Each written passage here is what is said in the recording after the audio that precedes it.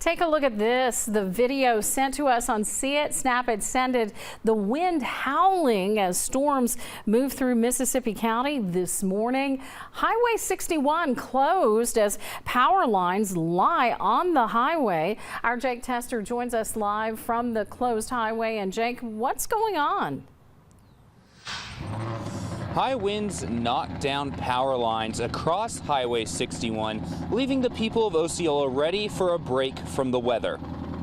High winds and hail made for a stormy start of the day for those in Osceola. Down power lines blocked travel for those who use Highway 61, which is a lot, according to Mississippi County Emergency Management Coordinator John Willard. This is a major highway for Big River still, and just between here and Osceola and Wilson, so a lot of traffic every day on this road.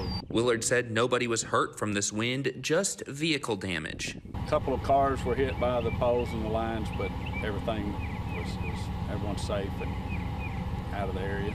Walter Thomas, an employee of Hayes in Osceola, said these winds affected their work and he wants it to stop. Yeah, I'm just tired of it, just power outages and stuff like that, and food going bad and all that, and just too much of it. Power even went out at work this morning. Thomas isn't the only one who wants a break from this severe weather.